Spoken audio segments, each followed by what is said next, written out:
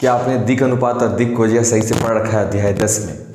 अगर आपने ऐसा नहीं किया है तो ये चैप्टर आपके लिए नहीं है। मेरा नाम ताज है और आज हम लोग लेक्चर शुरू करने वाले हैं 3 डायमेंशनल ज्योमेट्री का, और इस उम्मीद के साथ कि आप लोग अध्याय 10 में ये 2 टॉपिक अच्छे से पढ़ लिए होंगे। एक टॉपिक का नाम है डायरेक्शन रेशियोज और दूसरे का नाम है डायरेक्शन कोसाइन। हमको हंसी इसलिए भी आ रहा है क्योंकि बहुत सारे लोग स्किप कर जाते हैं वो दोनों टॉपिक को। तो शुरुआत में तो सब कुछ ठीक ठाक लगता है, हालात एकदम सही लगते हैं, धीरे धीरे होकर के वो चीज़ें बिगड़ने लग जाती हैं। खैर, अगर आप पढ़ लिए हैं तो ज़रा सा हम लोग इसको रिकॉल कर लेंगे, थोड़ा सा देखेंगे।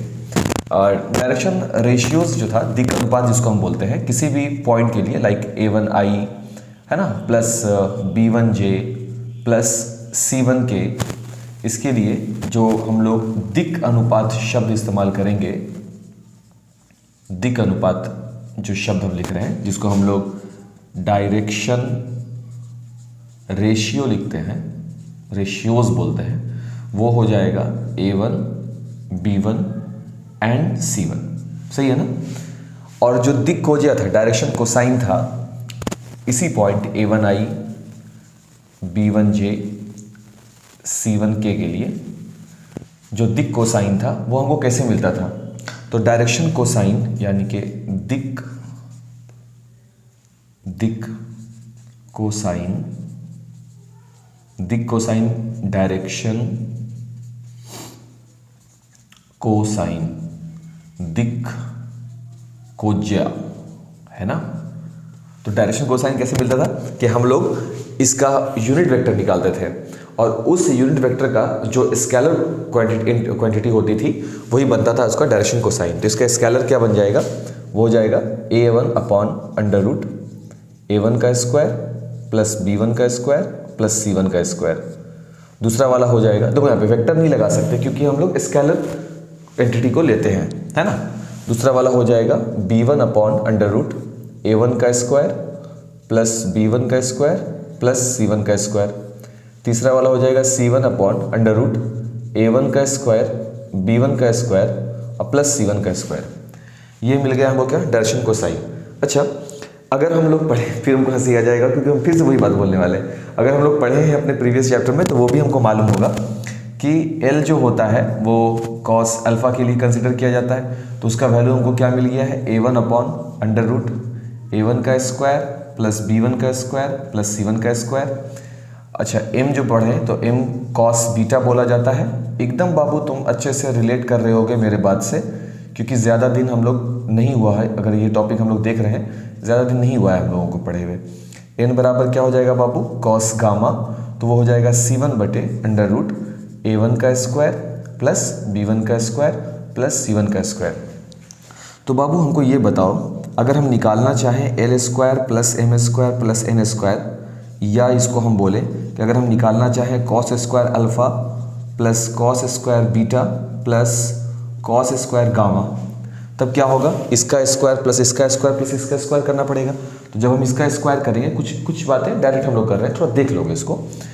इसका अगर हम स्क्वायर करना चाहेंगे तो हम L स्क्वायर के लिए हम लिख सकते हैं कि A1 का स्क्वायर अपॉन A1 का square plus B1 square plus C1 square. इसका स्क्वायर अगर हम करेंगे बाबू तो ये जो अंडर रूट है वो तो कैंसिल हो ही जाएगा, प्लस B1 के लिए भी बिल्कुल वैसे ही काम करेगा, A1 का स्क्वायर प्लस B1 का स्क्वायर प्लस C1 का स्क्वायर। बाबू C1 के लिए भी बिल्कुल वैसे ही काम करेगा, C1 का स्क्वायर अपॉन A1 का स्क्वायर प्लस B1 का स्क्वायर प्लस C1 का स्क्वायर। अब हम इसको थोड़ा अगर और हल करें तो देखो LCM क्या बनेगा। 1 मिनट चेक कर लें, क्या फ्रेम नहीं कट रहा? वैसे 1 आएगा, बट हम चेक कर लेते हैं फ्रेम थोड़ा सा, तो कटना नहीं चाहिए। हाँ ठीक है, एक और लाइन तो आ ही जाएगा। तो ये हो गया A1 का स्क्वायर प्लस B1 का स्क्वायर प्लस C1 का स्क्वायर। ये LCM हो गया, देखो तो ये LCM हो गया। तो ऊपर में क्या बचेगा? A1 का square plus B1 square plus C1 square. क्यों हुआ? क्योंकि वो तीनों एंटिटी तो जिसको बोलते हैं डिनोमिनेटर वो तो बराबर ही है ना। फिर क्या होगा? फिर ये दोनों हट जाएंगे और इसका रिजल्ट क्या आएगा? 1। तो हम फिर से कहेंगे कि जैसा कि आप पिछले चैप्टर में पढ़ चुके हैं, क्या पढ़े थे आप? तो आपको उस समय पिछले चैप्टर में आपको direction relation between direction cosine आपको बता दिया गया। डायरेक्शन कोसाइन डायरेक्ट बताया गया। क्या बताया गया था? L square plus M square plus N square is equal to 1। अब वो L square plus M square plus N square बराबर 1 कैसे आया वो आप देख लीजिए, यहाँ पे 1 होगा। इसी प्रकार से और you can write it cos square alpha plus cos square beta plus cos square gamma is equal to 1। सही है ना। वहाँ पर आपको हम ये बता दिए, हम जहाँ तक हमको याद है कि क्लास में जब हम लोग पढ़ते हैं तो हम ये काम कर देते हैं क्लियर, और फिर ये भी कह देते होंगे कि आप जैसे अगले पढ़ेंगे तो वहाँ पर इसको और विस्तार से चर्चा और अच्छे से हम इलस्ट्रेट करेंगे तो वो यहाँ पर और क्लियर हो जाता है। ठीक है बात। तो ये सब जो बात, अच्छा अल्फा बीटा गामा अगर आपको समझना है तो वो भी हम लोग जानते हैं बाबू। अल्फा बीटा गामा कहाँ से आता है ना। अल्फा बीटा गामा कहाँ से आता है, एक्स वाई और जेड। एक्स एक्सिस के साथ ये वाला जो एंगल बन रहा है कोई भी पॉइंट पी के लिए, ये इसका स्थिति सदिश है, तो ये अल्फा बना रहा है, वाई के साथ बीटा बना रहा है, जेड के साथ गामा बना दिया, यही एंगल। तो ये हो जाएगा cos alpha cos beta and cos gamma, direction cosine होते हैं। Alpha beta gamma respectively cosine है, कॉस के फॉर्म होते हैं। ठीक है। अब सवाल ये है कि आज का लेक्चर क्यों, है ना, इस चैप्टर में क्या सीधे चैप्टर बताया जाएगा। तो देखो क्या होता है, 3 डायमेंशनल ज्योमेट्री में आपको सीधे हम फॉर्मूला बता सकते हैं कि अगर कोई पॉइंट है, कोई बिंदु है, स्पेस में है या फिर कहीं पर भी कोई पॉइंट है, शायद 2D में ही हो, मान लेते हैं एक्स एंड वाई के रिस्पेक्टिव में हो, और वो किसी तीसरे पॉइंट से होकर के समांतर गुजर रहा है, पैरेलल गुजर रहा है, तो उसके लिए हम आपको फॉर्मूला बोल देंगे। मान लो कि vector R is equal to A plus lambda vector B, where lambda is a constant. वो अलग बात है, बस बता रहे हैं, बातों को समझो हम क्या कहना चाह रहे हैं। अगर हम इस तरह से बोल दें कि अगर एक लाइन है, तो खाली समझना है बात को, ठीक है ना, कि अगर एक रेखा का सदिश समीकरण वेक्टर आर बराबर vector A plus lambda vector B होता है, जहां वेक्टर ए का अर्थ होता है कि वह कोई सदिश जो है, कोई सदिश वेक्टर ए से गुजर रही है और वेक्टर बी के समांतर है। अगर हम सिर्फ इतना सा बात कह देते हैं, ठीक है, तभी तुम समझ जाओगे, अच्छा ठीक है, तो ए से गुजर रही है, बी के समांतर है। और इसी चीज़ को अगर हम थोड़ा सा डेमोन्स्ट्रेट कर दें कॉपी में, मान ले एग्जाम में हम लिख रहे हैं और एग्जाम में हम थोड़ा सा ऐसे बना दें, देखो कैसे, ध्यान से समझना। अगर हम इसको कुछ इस प्रकार से एग्जाम में बना दें कि कोई भी प्रश्न है, कोई भी प्रश्न के लिए, ठीक है, ये x हो गया, ये y हो गया और ये z हो गया। कोई भी पॉइंट है बाबू, वो पॉइंट मान लेते हैं कि वो पॉइंट है P नाम से है, ठीक है, P नाम हम देते हैं, चलिए पॉइंट P है। क्लियर हो गया। अब हमको एक रेखा का सदिश समीकरण बताना है। क्या पता करना है हमको, सदिश समीकरण। यहां से बात आप सुनिएगा, ये बात हो गया है आपका, है ना। अब हम बात कर रहे हैं अपने 3 डायमेंशनल ज्योमेट्री का, और उस 3 डायमेंशनल ज्योमेट्री का हम जो अभी टॉपिक शुरू किया है आपको, वो पहला बात हम कर रहे हैं, इसलिए ध्यान से इसको सुनोगे कि ये चैप्टर क्यों, है ना, लेक्चर क्यों। सीधे फॉर्मूला बताइए और सोल्यूशन हो जाएगा, एकदम होगा। लेकिन हम चाहते हैं कि कॉपी में तुम पिक्चर भी बनाओ, तस्वीर भी बनाओ, पेन से ही, हाँ बिल्कुल। देखो कैसे, ये वेक्टर P है, हमको एक सदिश चाहिए, तो चलो हम ये एक लाइन ड्रॉ करेंगे जो बिंदु P से जाता है। एक वेक्टर P बनाए जो बिंदु P से जा रहा हो, ठीक है, सही है क्या ये चीज, हाँ। अब वो P से जा रहा है तो वो कैसे भी गुजर सकता है, मतलब वो यहां से गुजर सकता है, इस पॉइंट से तिरछा आगे गुजर सकता है, इससे कोई फर्क नहीं पड़ता, कोई फर्क नहीं पड़ता। ठीक है, हो गया यहां तक बात क्लियर। अच्छा, अब हमको तो लाना है ये फॉर्मूला, तो क्यों ना हम इसको फॉर्मूले के रूप में लिख दें, मतलब P की जगह पे हम क्या लिख दें, A लिख देते हैं, क्योंकि हम इसको लाना चाहते हैं किसके रूप में, फॉर्मूला के रूप में, बस इसलिए। इस पर हम कहीं पर एक और बिंदु ले लेते हैं इस रेखा पर।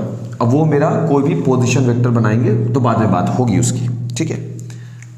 तो वो जो रेखा है जिसका हमको समीकरण गुजारना है, वो बोल रहे हैं कि कोई रेखा है जो बिंदु ए से होकर गुजरती है, और एक अन्य बिंदु है कहीं पर, ये है बिंदु, कोई अन्य बिंदु है। वो बिंदु क्या है, वो बिंदु है बी, ये है कोई और एक सदिश है, तो इसको हम नाम देते हैं वेक्टर बी, एक सदिश है वेक्टर बी, ठीक है। तो अब बात दरअसल ये है ना कि ये रेखा और ये रेखा एक दूसरे के समांतर है। पहले पढ़ रहा बात, ये रेखा और ये रेखा एक दूसरे के समांतर है, एक दूसरे के बिल्कुल पैरेलल है, ठीक है बात, ठीक। तो हम क्या करेंगे बाबू, अब इसको हमको समझना है थोड़ा सा, ठीक है। हम यहां तक बात समझ में आया, हमको एक रेखा का सदिश सदिश समीकरण निकालना है, एक रेखा का सदिश समीकरण निकालना है जो किसी बिंदु से निकलती है। हम क्या कर रहे हैं, हम अभी यहां पर एक रेखा का सदिश समीकरण ज्ञात कर रहे हैं जो बिंदु कैपिटल ए, ध्यान से बाबू, से होकर गुजरती है और वेक्टर बी, पढ़ने आता होगा, के समांतर है। बस, तो दिमाग में हमको ये बात सेट करना है अपने से कि हम एक रेखा का समीकरण ढूंढ रहे हैं जो बिंदु ए से होकर गुजरती है और किसी अन्य वेक्टर के समांतर है। अब देखो, तो तुम क्या करो, स्थिति सदिश निकालो। किसका? पी का। तो मान लो कि इसका स्थिति सदिश क्या रहा होगा, वेक्टर आर है, क्योंकि हमको एक फॉर्मूला निकालना है ना। हम चाहते तो वेक्टर पी लिख सकते हैं, इसमें कोई दो राय नहीं, कि अंदाज है कि पी के स्थिति सदिश किसे कहते हैं, मूल बिंदु से दूरी, ठीक है ना। तो उसको हम ऐसे लिख सकते हैं कि सर आप इसको आर से बेहतर रहता है, सर आप इसको पी से डिपिक्ट कर दें। बिल्कुल बाबू, हमको भी वही लगता है, लेकिन क्या करें, एनसीईआरटी में फॉर्मूला यही है तो मानना तो पड़ेगा, ठीक है। ए की स्थिति सदिश क्या होगी, इसको हम वेक्टर ए मान लेंगे। बोले हाँ सर, इसी टाइप का इसको भी पी मान लेते तो बड़ा मजा आता, बट हम ऐसा कर नहीं सकते, बाध्यता है ना, बॉन्डिंग है, इसलिए थोड़ा दिक्कत है बाबू। अच्छा, इसको हम टच नहीं कराए हैं, आप समझ जाइए कि ये टच है, यहाँ पे इसको टच कर रहा है, ये इसको टच कर रहा है, आप इसको समझेंगे।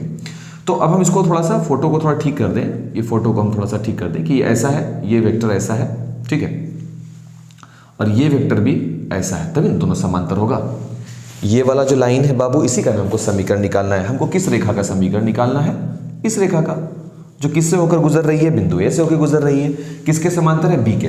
अब सुनो ध्यान से बाबू, ये लाइन दोनों समांतर है, ठीक है, तो दोनों के कोसाइन बराबर जा रहे होंगे। लेकिन बाबू ध्यान दो, यहां पर क्या हम बोल रहे हैं, लेकिन दोनों के अदिश घटक अलग अलग हो सकते हैं।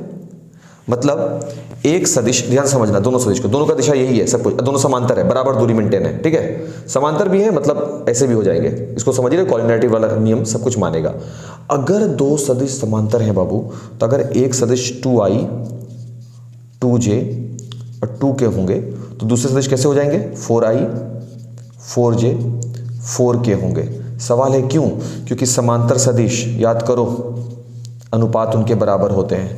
कैसे, आपने अध्याय 10 में पढ़ रखा है, ठीक, हाँ ठीक है। दो सदिश समांतर हैं, ठीक है। अब आगे बढ़ते हैं। तो अब दोनों सदिश समांतर है, तो इस वाली लाइन, कौन सा लाइन बोल रहे हैं बाबू, ध्यान से देखो, ये जो छोटा सा लाइन, ये जो जा रहा है, ये अपना वेक्टर, ये लाइन, ये वाला लाइन जो जा रहा है, इसका इक्वेशन क्या होगा, लैम्डा वेक्टर बी होगा। क्यों सर, अगर ये वेक्टर बी को बता रहा है, तो ये वाला लाइन जो इसके समांतर है वो किसको बता रहा है, चेक करो। क्या हम इसको लिख सकते हैं 2 इंटू वेक्टर बी। अगर ये वेक्टर बी है तो हम 2 इंटू वेक्टर बी बोल सकते हैं, जहां 2 एक अदिश राशि है, तो ये लैम्डा वेक्टर बी को बताएगा क्या, ऑब्वियसली बताएगा यार, ऑब्वियसली बताएगा। तो ये लैम्डा वेक्टर बी, क्लियर है बात। ये हुआ, अगर ये पॉइंट O है तो OA क्या होगा, तो OA है स्थिति सदिश ऑफ A। OP क्या, OP बराबर वेक्टर R है, तो OP क्या है, स्थिति सदिश ऑफ वेक्टर P। और ये जो लाइन है AP, वो एक सदिश है जो बिंदु A से होकर गुजर रहा है। अगर बिंदु A से होकर गुजर रहा है और B के समांतर है, तो लैम्डा वेक्टर B। हमको मालूम है कि दो सदिश जब समांतर होंगे तो उनके अनुपात हमेशा आपस में बराबर होते हैं। एकदम याद रखो बाबू, सब बात भूलना नहीं है। क्या हम बोल रहे हैं, हमेशा याद रखने के लिए कि नोट कीजिए, दो सदिश जब समांतर होंगे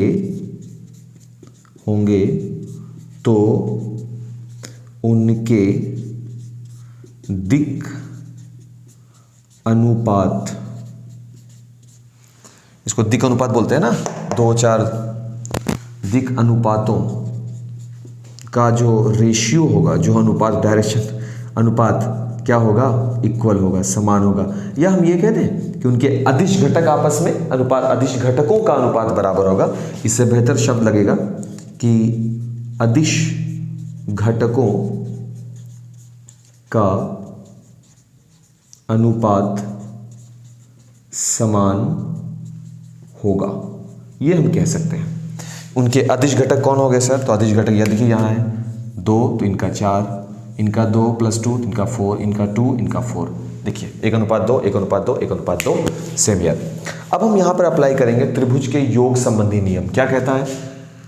ये वाला पॉइंट और ये वाला पॉइंट यानी कि OA वेक्टर, यानी स्थिति सदिश OA प्लस ये देखो ये इधर चला गया तो ये इसके साथ ऐड होगा, यानी AP वेक्टर बराबर, ये देखो यहीं पर दोनों का हेड मिल गया, मिल रहा है ना हेड, इसी दिशा में हेड है, ये भी है, तो इसका मतलब बराबर दिस बराबर OP वेक्टर। सही है बात? हाँ है। तो हम दिख रहे हैं, क्या चीज़ देख रहे हैं? OA का वैल्यू हो गया वेक्टर A प्लस AP का वैल्यू क्या है? लैम्डा वेक्टर B बराबर OP का वैल्यू क्या है? वेक्टर और वी कैन राइट, हम लिख सकते हैं vector R is equal vector A plus lambda vector B, जहां वेक्टर A जो है वो क्या है? जिस बिंदु से रेखा यानी कि लाइन गुजरती है। वेक्टर B क्या है भाई? वेक्टर B है गुजरने वाली रेखा जिस अन्य सदिश के समांतर है, यानी समांतर सदिश। लैम्डा क्या है बाबू? अदिश घटक, कोई भी अदिश राशि हो सकती है। और वेक्टर आर क्या है? कोई भी स्थिति सदिश, कोई भी स्थिति सदिश, मतलब हमेशा हम उसको xi, yj और zk के रूप में कंसीडर करेंगे। अब सुनो मेरी बात को ध्यान से बाबू, ये एक बात था। क्या बात था? क्या हम अभी फेच किया है? कौन सा फॉर्मूला फेच किया?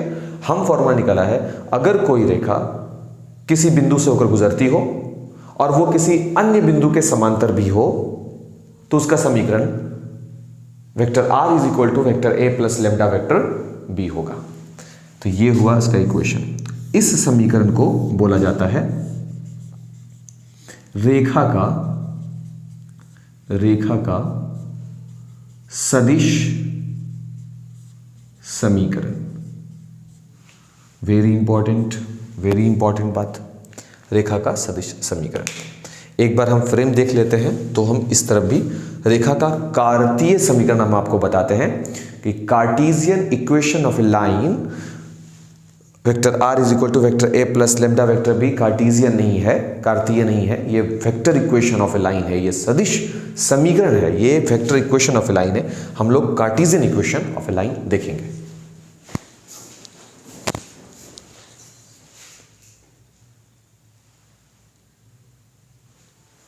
जगह तो नहीं है, मिटाना पड़ेगा। चलिए तो आगे बढ़ते हैं। अब हम निकालने वाले हैं, ये जो था बाबू, ये था क्या? वेक्टर, वो लिख तो दिया है, vector equation of a line which passes through vector A and parallel to vector B, जो वेक्टर ए से गुजरती है B के पैरेलल है। अब हम यहां देखेंगे कार्टेशियन इक्वेशन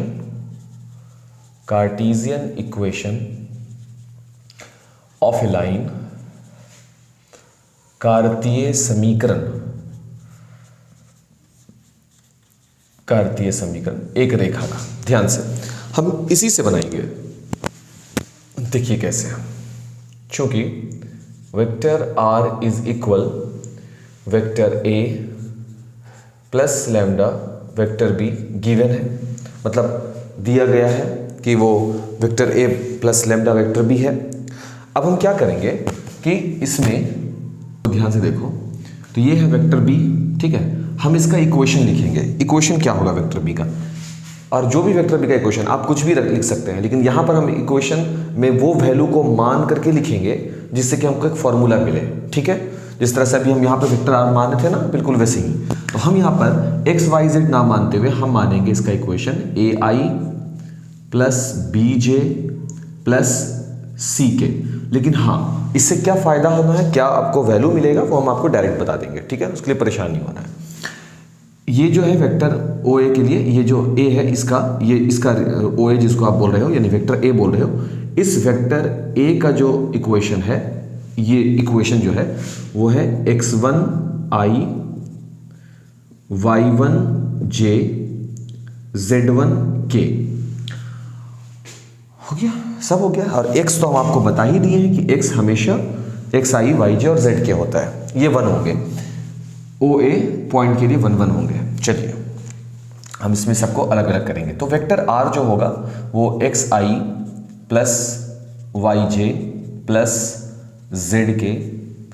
वेक्टर a जो होगा वो हो जाएगा x1 cap i y1 cap j z1 cap k plus lambda. Vector b, तो वेक्टर b तो हम आपको बता दिए हैं क्या होगा, a i b j and c के। एकदम परेशान नहीं होना है बाबू, तुरंत हम इस पर एक क्वेश्चन कर देंगे, क्लियर एकदम हो जाना है, टेंशन मत लो। देखो खाली आराम से, हड़बड़ाना नहीं है। देखो डेरिवेशन बहुत ज़रूरी होता है, हमको नहीं लगता कि तुम लोगों को इतना दिक्कत हो रहा होगा। अगर तुम थोड़ा सा इत्मीनान से समझ करके एकदम देखोगे ना, एकदम रिलैक्स तो हो ही जाओ पहले, बाकी चीज़ों को ध्यान से हटाइए और सिर्फ कॉन्सेंट्रेट करो इस चीज़ को, एकदम आराम से देखो। मुश्किल से 3 दिन 2 दिन का टॉपिक होता है ये सब, एक दिन में 2 दिन में ख़त्म हो जाता है ये सब, इसलिए ध्यान से देखो। इसको हम लिख सकते हैं एक्स आई प्लस वाई जे प्लस जेड के इज इक्वल टू, इसको हम थोड़ा सा ओपन करेंगे बाद में, लेकिन अभी नहीं, थोड़ा सा हम इसको एक्सप्लेन कर दें, थोड़ा ज़्यादा एक्सपैंड कर दें। z1 के, अच्छा इसको हम लिख सकते हैं वो lambda A I lambda B J and lambda C K. क्या हम यहाँ पर डायरेक्ट बना रहे हैं, इसके पास भी आई है, इनके पास भी आई है, तो ऐसा करते हैं कि हाँ क्यों नहीं कर सकते, हम क्या करेंगे कि आई को बाहर करके x1 प्लस लैम्डा ए, ऐसा आई, इसको हम क्या लिख सकते हैं y1 plus lambda B cap J, एकदम कर सकते हैं, plus z1 and lambda C और कॉमन में के दोनों के पास है, दोनों को जोड़ दिए हैं और कुछ नहीं कर रहे हैं। और इनके पास तो भाई जैसे चल रहा था वैसे ही चलेगा। हो गया। अब हम दोनों का तुलना करेंगे, x वाले फैक्टर का है ना, फिर y वाले फैक्टर का, i वाले का, फिर k वाले का। तो रिजल्ट में आ रहेगा x इज इक्वल टू, देखो ध्यान से, x1 प्लस लैम्डा ए मिलेगा। तो हम सिर्फ x वाले का, तो हम इसको लिख सकते हैं x माइनस x1 अब बटे में a इज इक्वल लैम्डा। देखिए तो ऑब्वियसली लिख सकते हैं यार। वाई जे को फिर हम उसी प्रकार से तुलना करेंगे किसके साथ, इनके साथ, जे को जे के साथ, तो जे और जे कैंसिल, तो हमको मिलेगा वाई इज इक्वल टू यहाँ से y1 प्लस लैम्डा बी। तो हमको और एक लाइन बढ़ाएंगे तो यह हो जाएगा y minus y1 upon B, किसके इक्विवेलेंट, लैम्डा के इक्विवेलेंट। ठीक है, हाँ मिलता है, तुम चेक करो ना, बनाओ ना अपने से। के और के एलिमिनेट करेगा बाबू, तो हमको मिलेगा z इज इक्वल टू यहाँ से z प्लस लैम्डा सी, और we can write it z minus z1 upon C, that is lambda. अब तीनों लैम्डा के ही घटक हैं, अगर तीनों लैम्डा का ही वैल्यू है तो क्या हम ऐसा लिख सकते हैं x minus x1 upon A, y minus y1 upon B, और z माइनस z1 नहीं है, z है, z माइनस z1 अपॉन सी बराबर लैम्डा, तो लैम्डा के ही बराबर है। तो ये जो फॉर्म मिला, ये जो सूत्र मिला, दिस इज द कार्टेशियन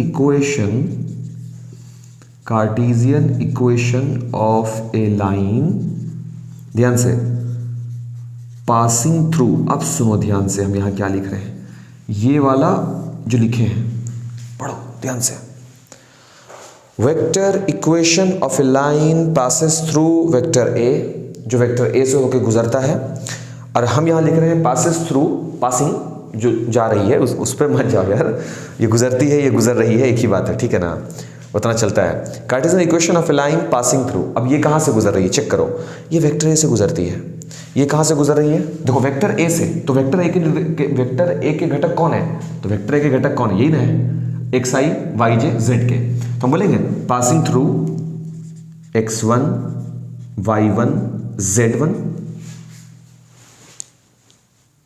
कह सकते हैं, तो वेक्टर ए ही तो लिखा है ना ये,